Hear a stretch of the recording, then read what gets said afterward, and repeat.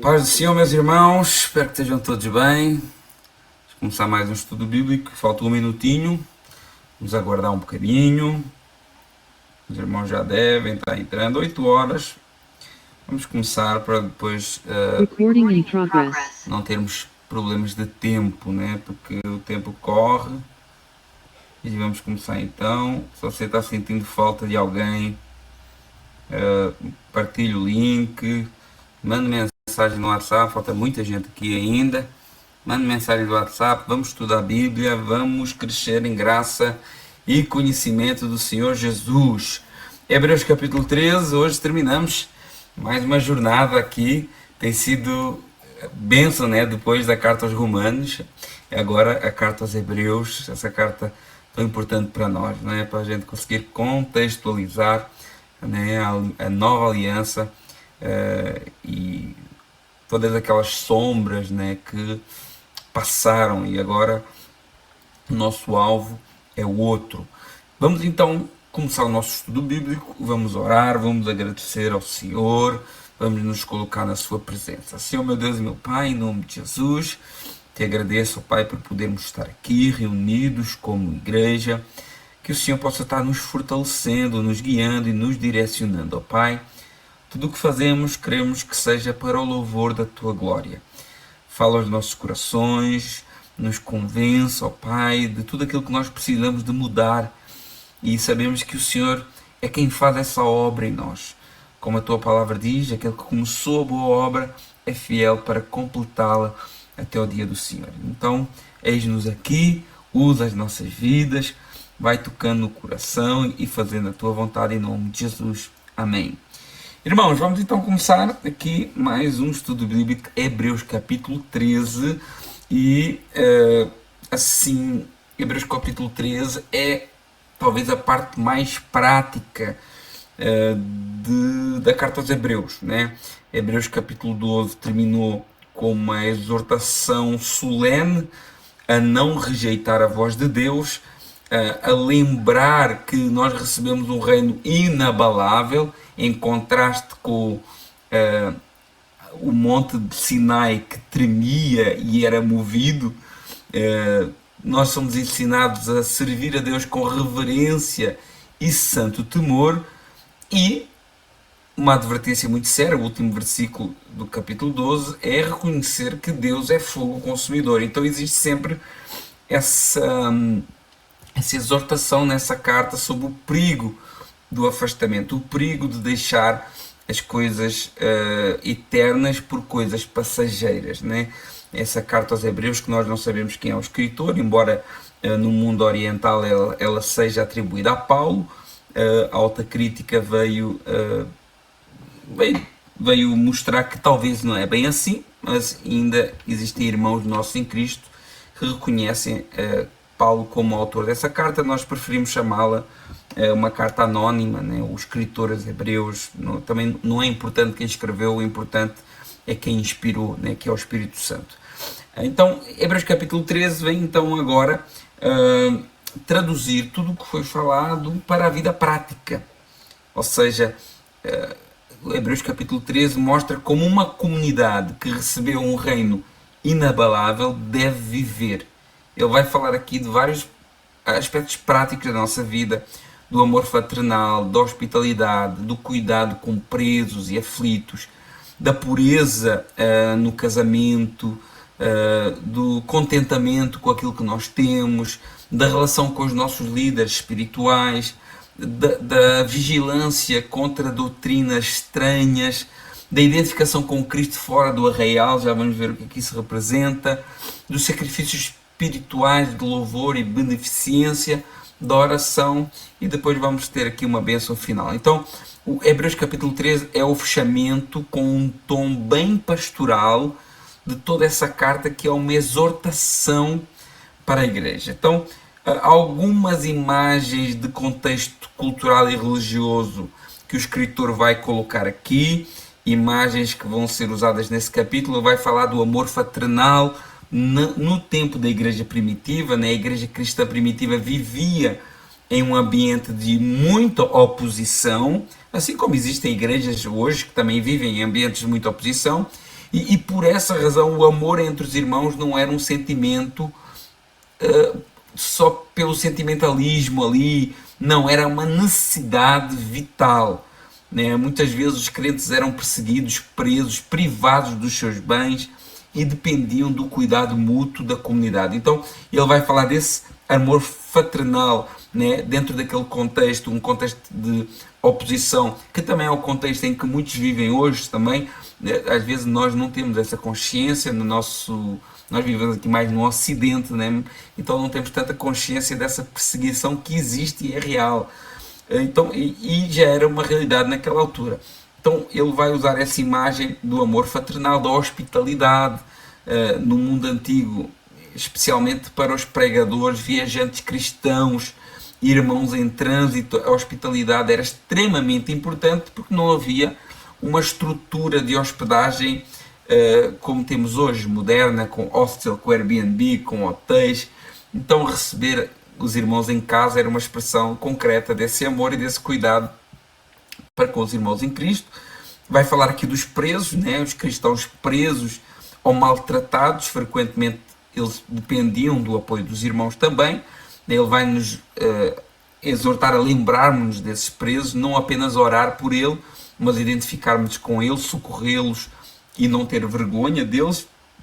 Vai falar aqui da ideia do arraial, né? O autor vai falar aqui sobre sair fora do arraial. Ele vai invocar aqui o sistema sacrificial antigo e ao mesmo tempo a vergonha de Cristo rejeitado fora da cidade. E a ideia é trazer uma comparação com o cristão de hoje, que deve estar disposto a identificar-se com o Cristo rejeitado, em vez de buscar a segurança em um sistema religioso visível e aceito pelos homens. Então ele vai falar também dos sacrifícios do Novo Testamento.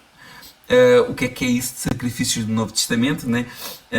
Embora o sacrifício expiatório de Cristo seja único e definitivo, ainda há sacrifícios no sentido espiritual, né? Obviamente não estamos aqui a falar de sacrifícios para pagar algum preço de salvação ou para ter algum tipo de mérito, mas o escritor de Hebreus fala aqui como fruto dessa graça que nos foi dada, sacrifício de louvor, confissão do nome do Senhor, que fala aqui de uma vida nos caminhos e naquilo que é a verdade de Deus, da beneficência e da generosidade, tudo isso como sacrifícios espirituais, não sacrifícios como expiação de pecado, porque isso só Cristo faz, mas como frutos de gratidão.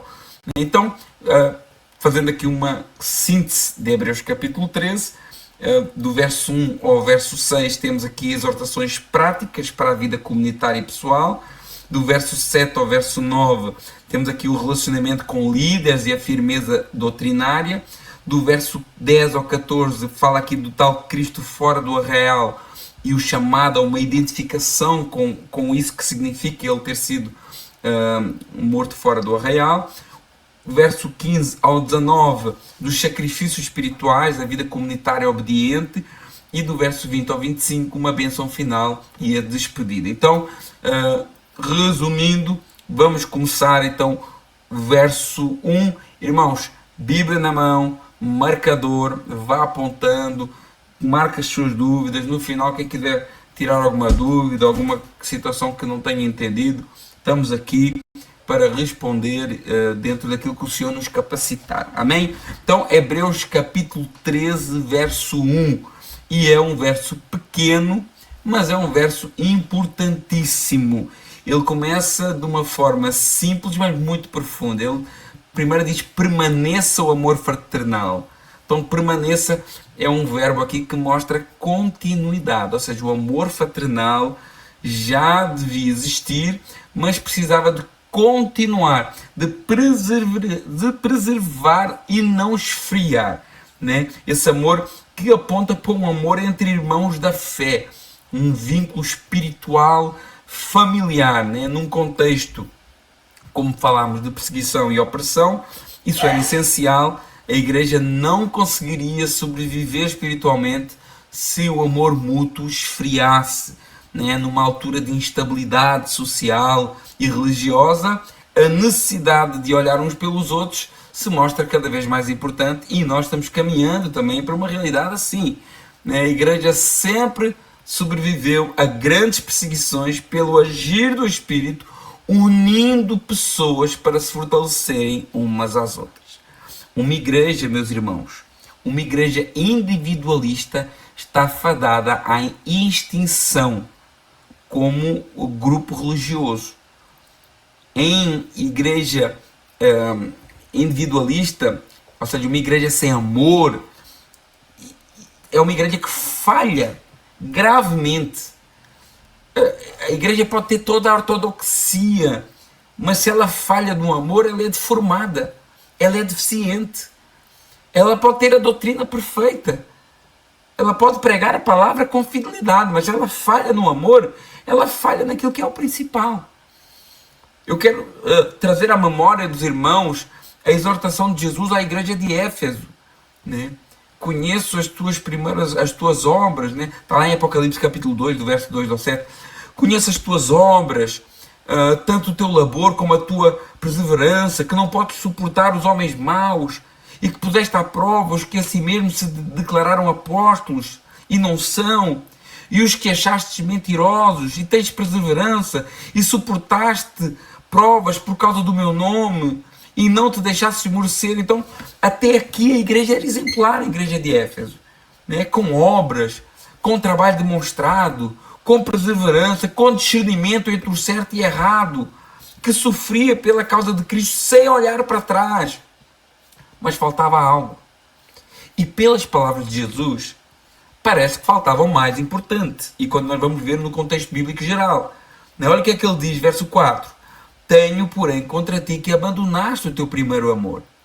Lembra-te onde caíste, arrepende-te, volta à prática das primeiras obras, senão eu venho a ti e moverei do teu lugar o teu candeeiro, caso não te arrependas. O que é que significa isso de mover do seu lugar o teu candeeiro? O candeeiro aqui representa a igreja como testemunha de Cristo no mundo, como um farol para as nações. Jesus falou que seríamos conhecidos como os seus discípulos quando expressássemos amor uns pelos outros. Então, quando Jesus diz que removeria o candeeiro, ele está dizendo que a igreja poderia perder a sua posição como testemunha viva e aprovada diante dos homens. Isso não está falando só em fechar as portas da igreja, de uma igreja X ou Y, de um templo. Algo muito mais sério. A igreja pode continuar existindo como instituição, mas perder a presença de Deus, a aprovação e o testemunho espiritual diante de Cristo. A igreja de Éfeso tinha a doutrina, tinha o zelo, tinha a resistência, mas estava perdendo o amor, a devoção, a ternura, a paixão por Cristo.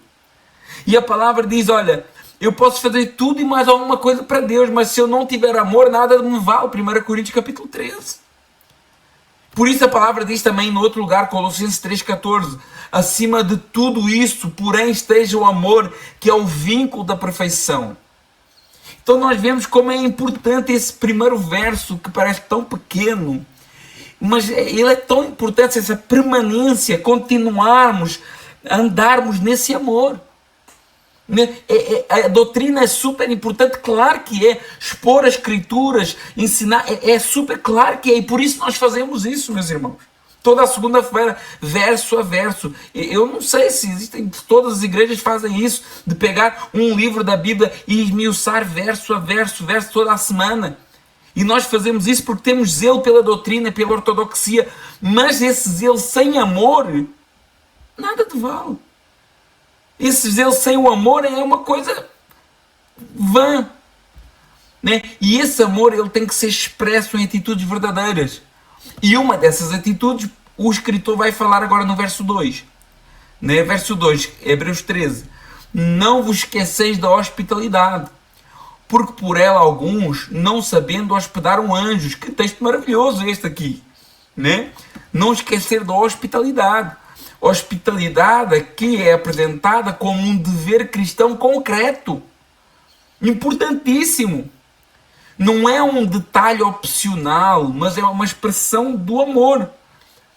No mundo em que muitos, né, naquela altura, muitos perdiam as suas casas por causa da perseguição, perdiam os seus bens, a hospitalidade era uma necessidade muito importante.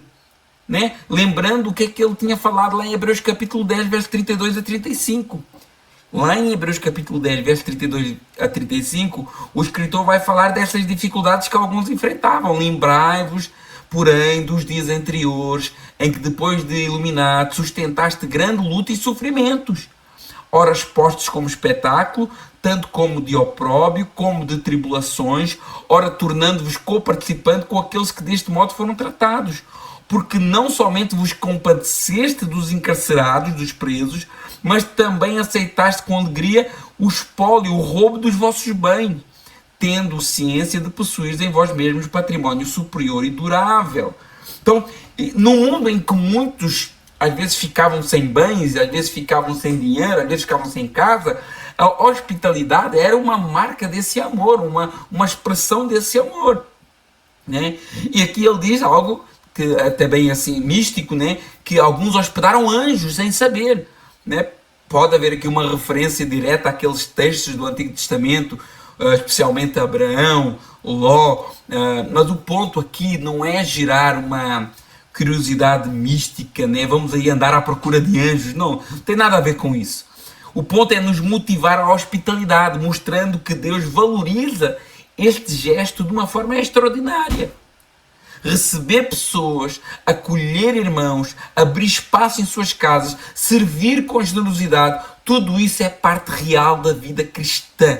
O amor bíblico, ele é prático e verdadeiro. Agora eu gostaria de abrir um parênteses nesse aspecto aqui. Pastor, então isso significa que eu devo abrir a minha porta de casa a qualquer um? Não. Não é isso que o escritor de Hebreus está falando aqui.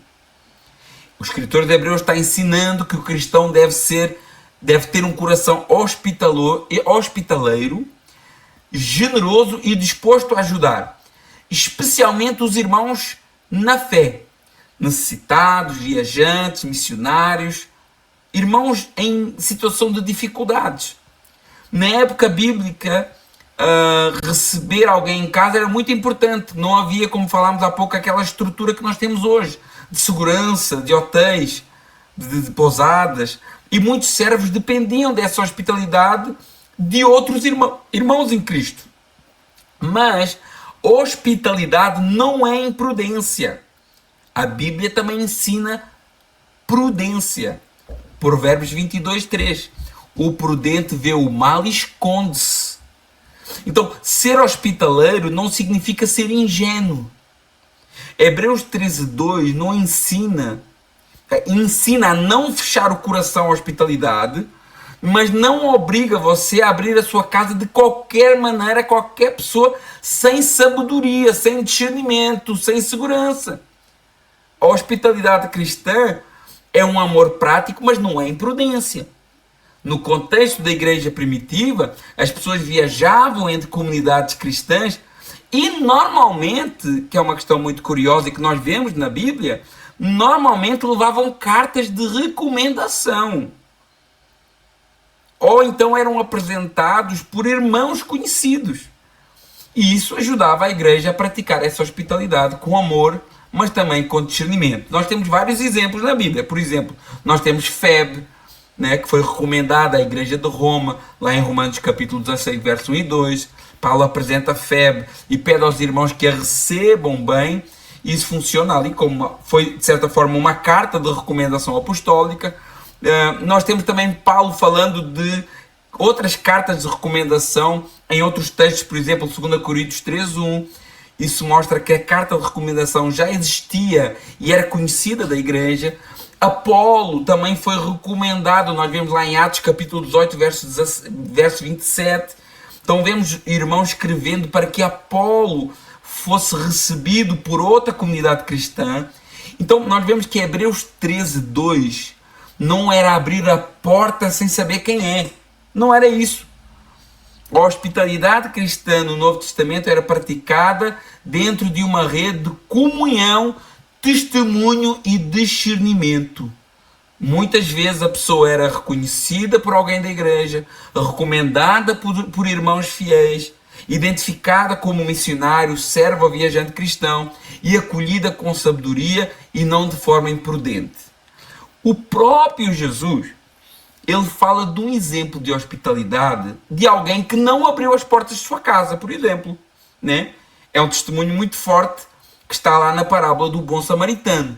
É uma parábola, ok, mas traz lições reais e espirituais para nós, lá em Lucas capítulo 10. Então, o samaritano, ele foi profundamente hospitaleiro e misericordioso, mas ele não levou o homem ferido para dentro da sua própria casa, mas ele cuidou dele de forma responsável. Lá no Lucas 10, 34, diz, olha, ele aproximou-se, pensou-lhe os ferimentos, aplicou-lhes óleo e vinho, colocando-o sobre o seu próprio animal, levou-o para uma hospedaria e tratou dele. E depois ainda deixou dinheiro com o hospedeiro. Verso 35 diz, olha, no dia seguinte, tirou 2 denários, ou seja, 2 dias de trabalho, entregou ao hospitaleiro, dizendo, cuida deste homem, se alguma coisa gastaste a mais, eu te indenizarei quando voltar. O que é que isso nos ensina? Isso nos ensina e mostra que o amor ao próximo não significa necessariamente, e quando fala da hospitalidade, não significa necessariamente colocar dentro da sua casa. Pode às vezes ter que ser também, mas não é só isso. Nós temos às vezes a ideia que é só isso, mas não é só isso. O bom samaritano não ignorou o necessitado, não foi indiferente, aproximou-se com compaixão, cuidou das feridas, providenciou um abrigo seguro, assumiu as responsabilidades pelo cuidado, mas fez isso com prudência, estrutura, usando, por exemplo, uma hospedaria. Então, quando Hebreus capítulo 13, verso 2 diz, não negligencieis a hospitalidade, isso não significa abra a porta de sua casa a qualquer pessoa sem critério. Não é isso que significa. Significa não feche o coração à necessidade do seu próximo. Às vezes a hospitalidade vai ser receber em sua casa, sim.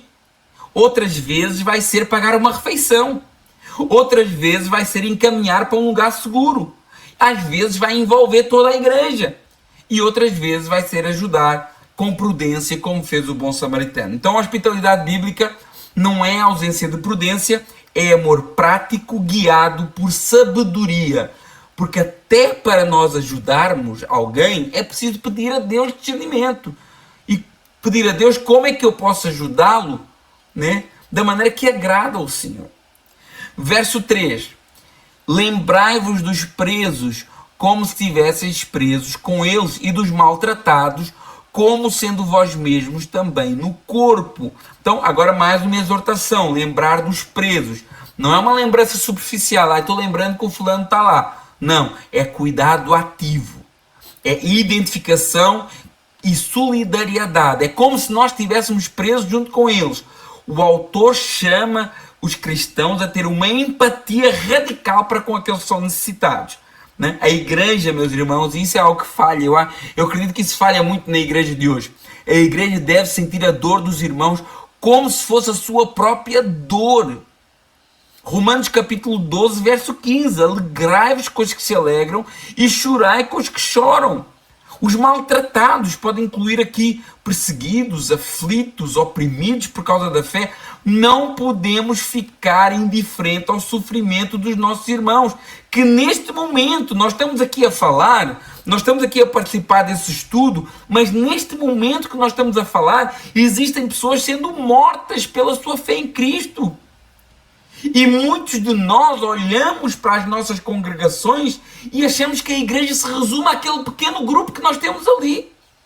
Se esquecem que existe mais igreja dentro do nosso contexto do que Ponto Combo.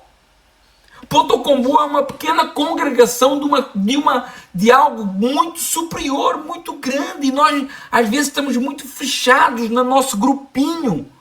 E Deus nos chama a levantar a cabeça e olhar para além do nosso grupo. Obviamente nós devemos ter uma atenção especial para com os nossos, mas a igreja não se resume àqueles que estão à nossa beira. Existem mais pessoas que estão sendo maltratadas, que estão sofrendo, que estão sendo presas. E nós não podemos ficar indiferentes aos nossos irmãos. Eu dou glória a Deus por fazer parte, toda a honra e glória para o Senhor, mas eu dou glória a Deus por fazer parte desse ministério que é missionário e que nos permite, que nos dá o privilégio de poder contribuir com outras congregações que têm necessidades. Graças a Deus que a nossa igreja tem essa capacidade de ajudar e não precisar de ajuda. Glória a Deus por isso e que se mantenha sempre assim. E eu tenho a certeza que o nosso contributo, quer seja em termos de oração, intercessão, quer seja em termos de contribuição financeira, vai se reverter em bênção para nós. Graças a Deus nós temos o privilégio de podermos contribuir com a igreja perseguida, com igrejas em África, com igrejas em Portugal que começam muito pequenas e que precisam de ajuda. Graças a Deus por isso, porque isso significa que nós não estamos a olhar só para o nosso umbigo. Nós estamos a ter uma visão de reino e não uma visão de quintal. E muitos de nós estamos a olhar só para o nosso quintal. E se o nosso quintal está tudo ok, o resto, ó. Mas não é esse o ensino que nós recebemos da palavra de Deus, né? Diz, olha, lembrem-se dos que estão aflitos, lembrem-se dos que estão a passar dificuldades, lembrem-se dos presos, como se nós também tivéssemos presos, né? Sendo nós mesmos também no corpo, como diz o final do texto do verso 3, né? Então, nós também pertencemos e estamos sujeitos a essas perseguições, a essa fragilidade humana. E devemos nos lembrar que a dor do outro e as necessidades dos outros um dia podem ser nossas também. Hoje nós não vivemos num contexto de igreja perseguida, mas um dia podemos viver num contexto de igreja perseguida. Hoje nós estamos livres, graças a Deus, todos os que estão aqui, para a glória de Deus, estão livres, estão em casa, estão tranquilos com as suas famílias, mas um dia você pode ser privado disso. Então a fé cristã não permite indiferença. Uma igreja saudável não abandona os que sofrem. Uma igreja saudável não arrecada só para si, não pensa só em si, não ora só por si. Lembramos o que é que nós falamos do domingo? A oração do Pai Nosso é uma oração comunitária, não é uma oração individualista. Livrai-nos a nós do mal, perdoai-nos a nós dos nossos pecados. Vamos olhar para além do nosso umbigo, vamos olhar para além da porta da nossa igreja, da nossa congregaçãozinha, que nós achamos que toda a igreja do mundo está ali, mas não, é só um pedaço dela, muito pequenino. Aí Paulo, o escritor de Hebreus, agora vai falar de um outro assunto, é muito, muito prático esse capítulo 13. Venerado seja entre todos o matrimônio e o leito sem mácula, porém aos que se dão à prostituição e aos adúlteros, Deus o julgará, né? Então, agora ele vai tratar da pureza sexual e da honra do casamento, né? Venerado, bendito, seja entre todos o matrimônio. O casamento deve ser tratado com honra, com dignidade, com respeito. Em um mundo que banaliza a sexualidade, a Escritura chama a igreja a honrar o matrimônio. E como é importante isso, meus irmãos. O leito sem mácula, a intimidade conjugal dentro do casamento deve ser pura, santa, sem contaminação moral. Hoje, infelizmente, entrou em muitos casamentos a ideia do relacionamento aberto, da bigamia, dos relacionamentos a 3, a 4, pessoas casadas com várias pessoas, né? Hoje, o casamento que deveria ter um propósito santo, em muitos casos, o próprio casamento tem sido palco de imoralidade, tem sido palco de prostituição, de adultério. E a sociedade vai banalizando isso, né? Casas de swing, onde você vai e pode trocar e fazer, e as pessoas estão aceitando essa miséria para as suas vidas, trazendo maldição para as suas casas, para os seus casamentos. Sexualidade fora dos limites estabelecidos por Deus não é algo que passa indiferente aos olhos do Senhor. E o autor lembra que Deus o julgará. A graça, que é uma maravilha, que é o maior presente que nós temos, ela não anula a santidade do casamento. A igreja deve afirmar, honrar e proteger o casamento conforme Deus o instituiu. Está vivendo junto? Então case. Procure regularizar a sua situação. Corra atrás dos documentos necessários.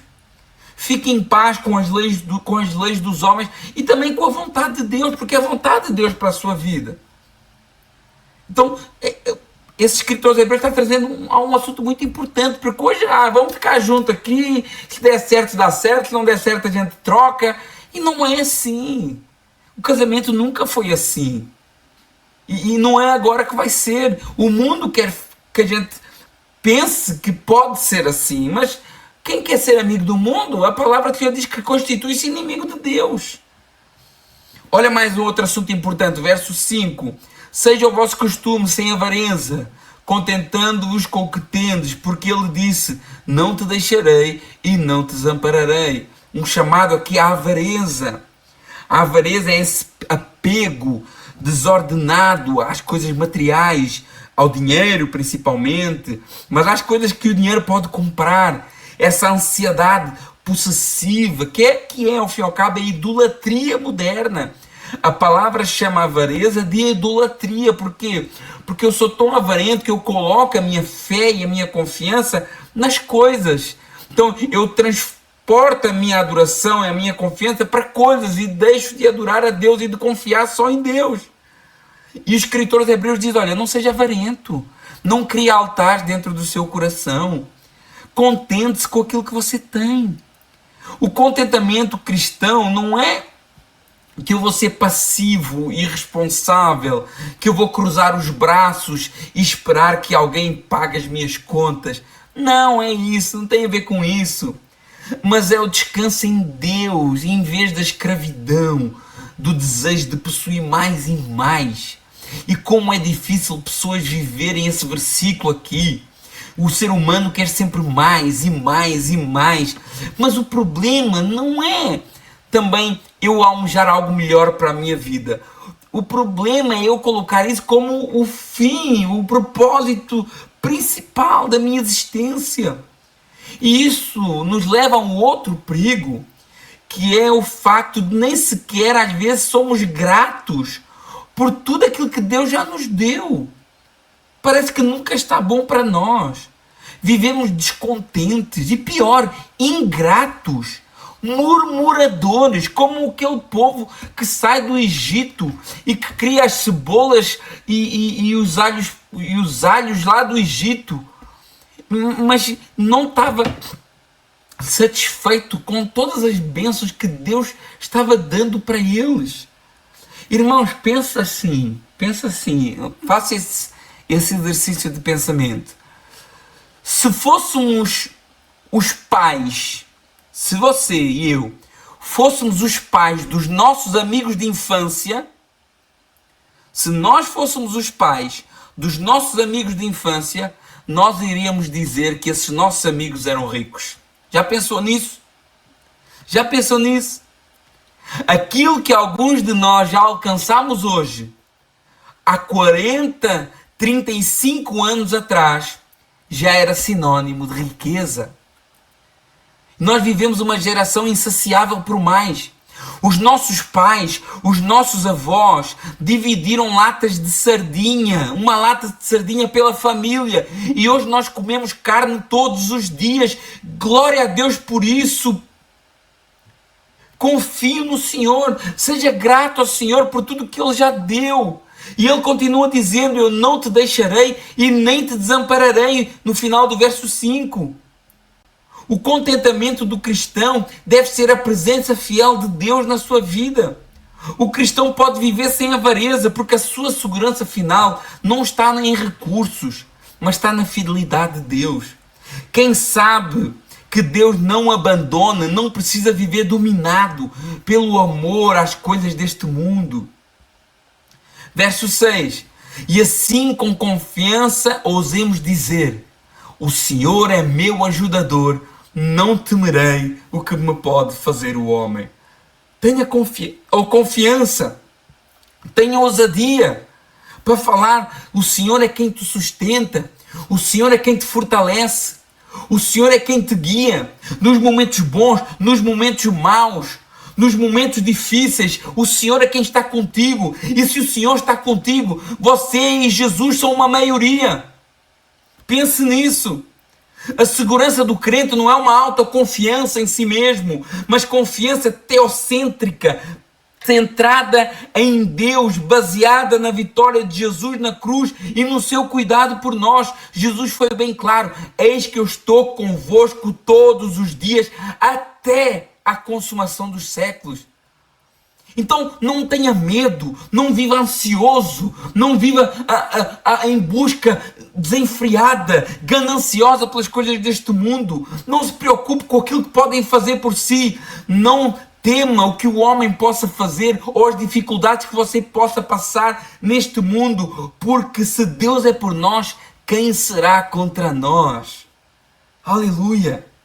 Obviamente isso não significa uma ausência de dor ou perseguição, mas liberdade interior diante dos poderes deste mundo. Irmãos, aquela pedra sem auxílio de mãos humanas já está derrubando a estátua e reduzindo essa estátua em pedaços, em pó, e está se tornando uma grande montanha que nenhum reino poderá abalar. E essa montanha é o reino do Senhor Jesus, a qual nós já fazemos parte. Aleluia! Glória a Deus! Agora no verso 7, o escritor de Hebreus vai nos fazer lembrar também daqueles que estão entre nós com uma posição de liderança. Irmãos, quando a palavra fala isso, não está a dizer que existem pessoas mais importantes diante de Deus do que outras. Está a dizer que existem pessoas com outras responsabilidades. Isso é muito importante nós frisarmos aqui. Diante de Deus, todos nós somos carentes da mesma graça. Diante de Deus, todos nós somos lavados com o mesmo sangue. Diante de Deus, todos nós somos necessitados da mesma misericórdia. Mas Deus levanta pessoas com propósitos diferentes uns dos outros. A multiforme graça que Deus distribui aos homens, né? Conforme a palavra do Senhor fala várias vezes, Romanos capítulo 12, por exemplo, né? E aqui ele está a falar de uma classe de pessoas que não está sendo vista aqui como uma classe superior, mas uma classe que tem um propósito. Verso 7: lembrai-vos dos vossos pastores, vossos guias, que vos falam a palavra de Deus, a fé dos quais imitai, atentando para a sua maneira de viver. Então, a palavra aqui é entendida como os líderes espirituais, porque está falando que é aqueles que ensinam a palavra, né? Talvez aqui o escritor de Hebreus podia estar falando de alguns que já não estavam presentes, alguns que até já tinham falecido, não sei. Ele diz: olha, lembrai-vos dos vossos pastores, dos vossos guias, que vos falaram a palavra de Deus, né? Homens levantados por Deus que servem sim de exemplo para as comunidades. Não tem como separar isso. Eles fazem parte de um corpo, são membros de um corpo. Como membros, nenhum membro é mais importante do que outro, mas cada um tem a sua função. E esses aqui falam da palavra de Deus. Olha, o critério central do líder não é o seu carisma pessoal, a sua eloquência, não, mas a sua fidelidade à exposição da palavra. Esse é o critério. A fé dos quais imitar. A igreja deve observar a fé real desses líderes fiéis, atentando para a sua maneira de viver. A vida do líder deve confirmar a doutrina que ele ensina. Então, liderança espiritual bíblica, ela é lembrada e honrada não por ser uma celebridade gospel. Isso aí para Deus não conta para nada. Número de seguidores, tamanho da igreja, isso não tem nada a ver, mas pela sua fidelidade à palavra e coerência na sua vida. Eu não posso pregar uma coisa e viver outra. Aí os irmãos têm a autoridade de me repreender, de me ajudar com amor. Infelizmente hoje, nos dias de hoje, o trabalho pastoral, ele está de certa forma, infelizmente, eu digo isso com muita tristeza, banalizado. E o problema é que essa banalização causada por alguns falsos pastores e líderes, E isso tem surgido desde os dias em que essas cartas foram escritas. E essa banalização faz, às vezes, que outros pastores sérios, muitas vezes não sejam honrados como deveriam ser por suas comunidades. Hoje se pensa duas vezes quando alguém se apresenta como pastor ou líder cristão. E é muito triste isso. Porque a palavra do Senhor diz assim, 1 Timóteo 3:1. Fiel é essa palavra. Se alguém aspira o episcopado, excelente obra almeja. É algo excelente. Algo de Deus. E é só Deus que chama. E é só Deus que capacita. Não se aprende em faculdade teológica, em seminário. É um chamado de Deus. E se alguém sente esse chamado, excelente obra almeja. Só que hoje, quando um pastor chega numa comunidade cristã, às vezes o primeiro ano é só para demonstrar que não é ladrão. Ganhar a confiança dos irmãos. Às vezes a pessoa muda toda a sua vida. Abre mão de todo o seu conforto, dos seus planos, dos seus objetivos de vida para se dedicar de corpo e alma a uma comunidade e ainda é visto com desconfiança. E isso é muito triste. Isso é muito triste, meus irmãos. E a palavra é clara, Hebreus 4:11, é Jesus quem dá essas pessoas à igreja. E esse Jesus não mudou. Não mudou. Verso 8, Hebreus 13. Jesus Cristo é o mesmo, ontem, hoje e eternamente. O Senhor continua contemplando e cuidando da igreja em relação... cuidando da igreja, enviando servos. Como a gente leu ontem, no domingo, Efésios capítulo 4, verso 11, 12, 13, 14 até o 15. Deus continua enviando, Deus continua capacitando, porque Deus quer o crescimento do seu povo. Deus quer que as pessoas cresçam em graça e conhecimento, não para serem superiores, mais espirituais, menos espirituais, mas para poderem servir no corpo, somar no corpo, tendo consciência de quem dá é Deus. E o Senhor continua contemplando o cuidado da igreja em relação aos seus servos. O Senhor continua enviando e esperando que as comunidades cristãs recebam com honra os homens e mulheres que dedicam verdadeiramente a sua vida ao cuidado do rebanho, com fidelidade à Escritura e sem ganância, não sendo dominados pelos seus próprios ventres. O Senhor Jesus não mudou. Ele é hoje, Ele é ontem, Ele é eternamente. O homem muda e por isso devemos vigiar. E por isso devemos olhar. E por isso devemos cuidar uns dos outros. Porque o homem muda. Agora Jesus é o mesmo. Em pessoa. Sua fidelidade. Sua suficiência. Seu senhorio. O seu sacerdócio. A sua graça. E a igreja pode permanecer firme. Porque o Cristo em quem nós confiamos é imutável. E nós devemos confiar que se a nossa igreja, se ela é de Deus, se estamos zelosos na sua palavra, com um coração sincero, Deus está direcionando, Deus está enviando, Deus está tirando, Deus está buscando, Deus está exortando, Deus está exortando e corrigindo para crescimento da igreja. Verso 9. Não vos deixeis levar à importância do servo de Deus, dos guias, fiéis à palavra. Para quê? Verso 9. Não vos deixeis levar em redor de doutrinas várias e estranhas, porque bom é que o coração se fortifique na graça, e não com alimentos de que nada provém aos que se entregam a eles. Claro que aqui está falando muito do contexto da carta. Lembramos que o contexto da carta é um contexto para o público judaico, que estava tentado a voltar para as práticas judaicas, né? Ele está falando, por isso que fala aqui dos alimentos, porque o contexto judaico tinha muitas regras. Então nós temos que ter cuidado, porque muitas igrejas hoje estão se transformando em sinagogas. Hoje tem igreja, tem sinagoga e tem a igregoga. Vocês já ouviram falar na igregoga? A igregoga é a igreja que não tem um pastor e nem tem um rabino, tem um pastorbino. Porque ele quer ser pastor, mas ele quer usar um talite. Ele quer ser uma igreja, mas tem uma arca da aliança. ele quer ser uma igreja, mas toca o chofar. Então, temos de ter cuidado com essas coisas. O contexto da carta aponta para isso, né? Misturas, nem igreja, nem sinagoga. É igregoga, nem pastor e nem rabino. Pastorbino. E misturam as duas coisas como se fosse possível. O judaísmo messiânico, irmãos, isso aí é um engano.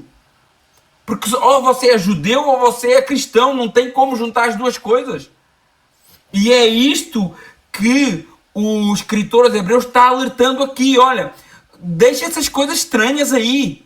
Deixe isso. E fortifique-se na graça. Na graça. A força espiritual não vem de rituais, de emblemas, de símbolos, de liturgias. Vem da graça que há em Cristo Jesus. Essas coisas nada proveito têm. São coisas do passado. Coisas que foram cumpridas se tornaram obsoletas. E quem acompanhou esse estudo da Carta aos Hebreus entendeu que tudo isso é coisa obsoleta, passageira. Mas agora nós estamos num fundamento firme e inabalável.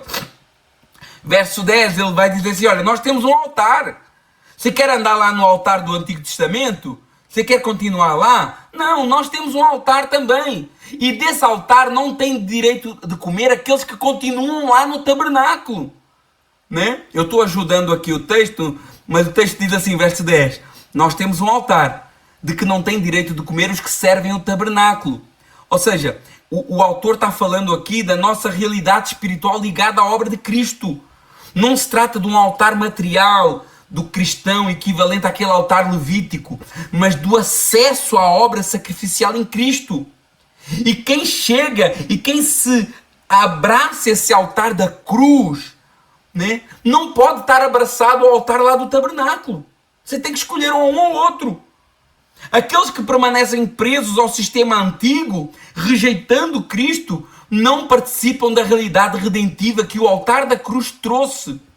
Não é possível eu me apegar ao antigo sistema e querer participar da nova aliança em toda a sua plenitude. E ele vai continuar essa comparação no verso 11. Porque os corpos dos animais cujo sangue pelo pecado foi levado pelo sumo sacerdote para o santuário eram queimados fora do arraial. Então ele está recordando aqui o ritual do dia da expiação. Aquilo que carregava o pecado e que era morto, ele era levado para fora, né? E ele vai trazer essa tipologia aplicando a Cristo no verso 12. Por isso também Jesus, para santificar o povo pelo seu próprio sangue, padeceu fora de porta. Então, a aplicação que o escritor traz é que assim como lá atrás os animais eram colocados fora, num lugar de vergonha, num lugar de rejeição, Cristo também foi fora do arraial, fora da cidade, num lugar de rejeição. Ele traz essa aplicação. Cristo sofreu no lugar da exclusão, da vergonha, da maldição, identificando-se com os rejeitados para redimir o seu povo, né? Então, o centro da passagem é que em Cristo, como rejeitado pelo mundo religioso e político. Então, se Cristo foi rejeitado pelo mundo religioso e político e saiu fora do arraial, a sugestão do escritor é que nós façamos o mesmo. Verso 13. Saiamos, pois, a ele fora do arraial, levando o seu vitupério. O chamado é fortíssimo. Saímos a ele. O cristão tem que se identificar com Cristo, fora do arraial. E isso significa abandonar a aparente segurança do sistema religioso meramente externo e aceitar o lugar de identificação com o Messias rejeitado, levando o seu vitupério. Seguir a Cristo significa aceitar a vergonha, rejeição, desprezo do mundo, se necessário. Não existe discipulado verdadeiro sem disposição para carregar a vergonha de Cristo. Mas nós fazemos isto tudo por quê? Verso 14. Porque não temos aqui cidade permanente, mas buscamos a futura. Glória a Deus. Ele está lembrando aqui Hebreus capítulo 11. Né? Neste mundo, na sua forma presente, não é a nossa pátria final. Nós somos peregrinos, somos passageiros, podemos sofrer, podemos ir para o lugar da vergonha, como Cristo foi, para o lugar da humilhação. Nós podemos fazer tudo isso. A nossa vitória está garantida no Senhor Jesus. E a nossa cidade, ela é celestial, não é terrena. Nós buscamos algo futuro. A esperança cristã é escatológica, é celestial, é definitiva. E somente quem sabe que não pertence definitivamente a este mundo consegue seguir Cristo fora do arraial, fora do sistema, fora deste mundo, no lugar de vergonha, se necessário. Glória a Deus. Não estamos mais agarrados ao sistema antigo sacrificial. Agora os sacrifícios são outros, né? Mas não são mais sacrifícios para expiação de pecado. Não são mais. Verso 15, Hebreus capítulo 13, verso 15. Portanto, oferecemos sempre por Ele, por Jesus, a Deus sacrifício de louvor. Isso é fruto dos lábios que confessam o seu nome. Irmãos, às vezes nós dizemos assim, é preciso pagar o preço. Obviamente que essa expressão, pagar o preço, pode estar certa e pode estar errada. Depende. Se você diz que é preciso pagar o preço, eu já falei sobre isso, mas eu vou falar outra vez. Se você diz que é preciso pagar o preço para salvação, você está errado. É uma heresia. Porque o preço para a salvação foi pago exclusivamente na cruz do Calvário, de uma vez definitiva para todo sempre. Agora, quando a gente diz é preciso pagar o preço no sentido sacrificial, como uma maneira de me aproximar mais de Deus, como uma maneira de crescer em graça e conhecimento, é aquela... Eu vou dar um exemplo. Quando eu digo esse exemplo, não é para me exaltar de maneira nenhuma, mas eu acordei, por exemplo, hoje às 2 da manhã para preparar esse estudo, porque era o tempo que eu tinha para poder estar em paz. Eu preferia estar naquela altura ali, se eu estivesse a dormir, era mais fácil para mim, mas eu sacrifiquei ali um tempo de dormida para preparar o estudo, para ter esse silêncio, para estar em comunhão só com Deus. Então isso é um exemplo, né? É pagar o preço, mas não estamos a falar aqui de expiação de pecado ou preço de salvação, mas é abdicar às vezes de algum tipo de conforto para poder me aproximar mais de Deus, para poder estar mais apto, para poder estar mais em comunhão com Ele, sabendo que tudo isso é feito pela ação do Espírito na nossa vida, né? E é nesse sentido que às vezes as pessoas dizem tem que pagar o preço. Obviamente não é pagar o preço do pecado, isso aí já foi pago, mas um sacrifício em que eu abro mão de algum conforto desta terra para poder me chegar mais a Deus, para poder dar mais uma hora de estudo, mais um tempo de oração, mais um tempo de busca ao Senhor. Então, e aqui os escritores de Hebreus estão falando desse tipo de sacrifício, né? Por causa da obra de Cristo, ofereçamos sempre, ou seja, a adoração do crente é contínua. E essa adoração é o nosso sacrifício hoje, né? Toda adoração aceitável, ela deve ser mediada por Cristo. Não existe adoração fora de Cristo. Não existe adoração fora de Cristo. Então, para eu adorar a Deus tem que ser através de Cristo Jesus, né? E esse louvor, essa adoração, o escritor coloca aqui como sacrifício, como aquilo que a gente costuma falar no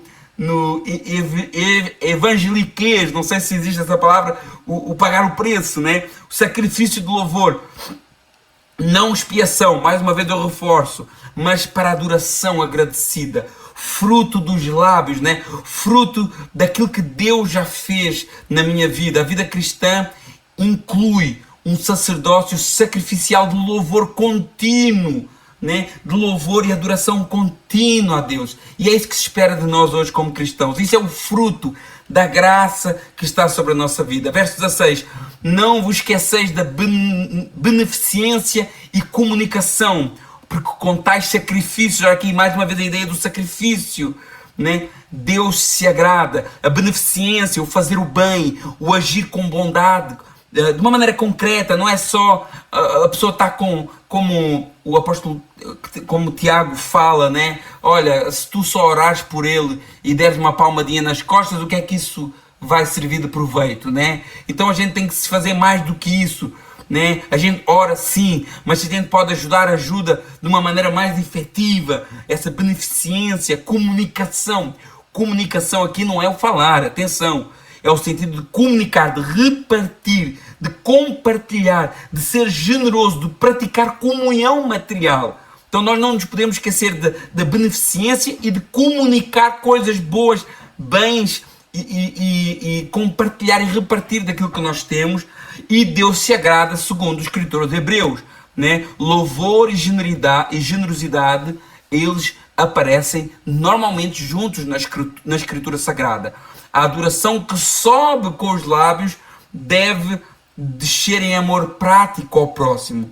Nós no domingo falámos sobre isso em Mateus capítulo 6. A generosidade cristã é também culto a Deus. Fazer o bem e repartir são sacrifícios agradáveis a Deus. E quando eu falo isso, não pensem que eu estou falando isso por causa dos dízimos, das ofertas. Não tem a ver com isso só. Eu acredito que também passa por aí, mas é muito mais abrangente do que isso. Muito mais abrangente do que isso, ok? Verso 17. Obedecei aos vossos pastores, sujeitai-vos a eles, porque velam por vossas almas, como aqueles que hão de dar conta delas, para que o façam com alegria e não gemendo, porque isso vos seria inútil. Irmãos, esse verso é um verso polêmico, né? Mas está lá no texto, é só a gente ler. Obedecer e sujeitar aqui, primeiro ponto, porque às vezes para que as pessoas não entendem, criticam. Mas obedecer e sujeitar não é, a ideia aqui não é uma submissão cega e nem autoritarismo humano, né? Não é isso. Deus também não agrada disso. Eu sei que muitos pastores e líderes usam de autoritarismo, tratam do rebanho, tratam da igreja como se a igreja fosse sua propriedade. Isso não é bíblico. A igreja é do Senhor Jesus, Ele é o sumo pastor, Ele é o grande pastor, né? Mas existe sim um dever, né, de sujeição, de submissão, de reconhecer a liderança espiritual quando ela é legítima, como a gente leu lá atrás, quando ela é firmada na palavra, quando ela não viola princípios do Evangelho, quando ela vive com exemplo, como ela vive de uma maneira coerente com aquilo que é a verdade das Escrituras, né? Então isso aí ninguém pode negar, a palavra é bem clara, né? Porque existe aqui uma responsabilidade que é muito maior para quem está no lugar de liderança do que para quem está no lugar de liderado, porque velam por vossas almas. Então o trabalho pastoral é vigilância espiritual, cuidado, responsabilidade diante de Deus. E diz que esses líderes vão dar conta. Os líderes responderão diante de Deus pelo seu ministério. E eles devem fazer isso com fidelidade à Escritura. Eles devem fazer isso com muito temor de Deus. Não com autoritarismo, mas com amor. Não colocando cargas, mas com amor ao rebanho, cuidando. E eles devem fazer com alegria e não gemendo. Então, nós vemos também uma responsabilidade tanto de quem está num papel, lembrando que por estar num papel de liderança, não quer dizer que seja espiritualmente mais importante ou menos importante, lembrando que é uma posição dentro dos membros do corpo, e todos os membros são importantes, mas vemos aqui que eles devem fazer isso com zelo, com temor, que eles vão dar conta, mas que a igreja, a comunidade cristã, deve trabalhar para que eles façam com alegria e não gemendo, né? É o que diz aqui. A igreja rebelde ou indócil, que não cuida, que não sustenta, torna o ministério pesado e doloroso. E o escritor de Hebreus diz que isso não serve de nada para a igreja, né? A desordem e em relação a uma liderança que é fiel às Escrituras, atenção, que tem que haver fidelidade às Escrituras, vai prejudicar a própria igreja. Onde há uma liderança bíblica e fiel, a resposta correta da igreja é submissão respeitosa e cooperativa, né? Verso 18. Orai por nós, porque confiamos que temos boa consciência, como aqueles que em tudo querem portar-se honestamente. Vemos aqui o caráter de quem está na frente, né? Tem que estar com uma boa consciência, tem que estar com zelo, de uma maneira honesta, E ele diz, olha, orai por nós. Porque mesmo aqueles que... A gente tem uma ideia de que a pessoa que está na frente é mais elevada, é mais isto, está mais perto de Deus. Não, quem está na frente precisa de oração do mesmo jeito. Ele diz, orai por nós. Quem ensina e lidera precisa de oração. Né? E ele deve ter essa vida reta, né? Com boa consciência e portar-se honestamente. Vida reta, transparente e digna. Todo pastor, todo líder, todo obreiro, todo aquele que está numa posição de liderança e de serviço na igreja deve ter uma vida reta, transparente e digna. Líderes fiéis não são autossuficientes. Dependem da oração e do sustento espiritual do povo de Deus. Verso 19. Eu rogo-vos com instância que assim o façais, para que eu mais depressa vos seja restituído. Então, parece indicar o desejo de voltar a estar com esses leitores. Quem estava escrevendo aqui, não sei se estava preso, se estava longe, parece que está a indicar aqui um desejo de voltar a estar com eles. Isso mostra aqui um tom muito pastoral da parte dele, afetivo e relacional no fechamento desta carta, porque a verdadeira liderança cristã, ela não é fria, ela não é distante, ela não é indiferente. A verdadeira liderança cristã, ela deseja uma comunhão real com a igreja. Ela tem prazer em estar com os irmãos. O líder, o pastor, o obreiro, ele deve ter desejo do culto, de estar na comunidade, de estar entre os irmãos. Eu lembro-me que uma vez eu fui no Brasil e um tio da Cristina nos levou a uma igreja lá. E aquilo para mim nem era uma igreja, para mim era um centro de macumba. Mas eu fui, pronto, eu não sabia para o que ia, eu percebi isso depois de já lá estar. E eu lembro-me que o pastor dessa igreja entrou pela parte de trás, pregou e saiu pela parte de trás e ninguém mais viu ele. Irmãos, que miséria de homem é esse? Deus me perdoe, tomara que ele se tenha convertido até hoje. Mas a verdadeira liderança cristã deseja estar no meio do povo. O verdadeiro pastor tem cheiro de ovelha, deseja estar ali entendendo as dificuldades, entendendo os problemas, entendendo as necessidades do povo que Deus confiou. E agora vamos para a bênção final, verso 20. Ora, o Deus de paz, que pelo sangue do concerto eterno tornou a fazer dentre os mortos nosso Senhor Jesus Cristo, o grande pastor das ovelhas. Repare que o escritor faz uma distinção aqui. O grande pastor, ele falou de pastores, de guias, mas agora ele está falando do grande pastor. E esse verso aqui inclui esse versículo, esse capítulo 13, verso 20, inclui aqui uma das bênçãos mais belas do Novo Testamento, uma mini pregação do Evangelho, né? O Deus de paz. Aqui não é uma paz meramente de tranquilidade emocional, mas a plenitude da reconciliação definitiva. O Deus de paz que pelo sangue do concerto eterno, ou seja, o sangue de Cristo que fundamenta essa paz, essa aliança, que tornou a trazer dentre os mortos, né? Uma referência à ressurreição, o grande pastor de ovelhas. Jesus é apresentado não apenas como sacerdote e mediador, mas também como o pastor supremo do povo de Deus. Assim como havia lá atrás sacerdotes e sumos sacerdotes, existem hoje pastores, conforme Efésios capítulo 4 e outros textos, mas todos esses pastores estão debaixo da direção do grande e o sumo pastor, o Cristo que morreu e também ressuscitou e que agora cuida do seu povo como o grande e principal guia do seu povo. Verso 21.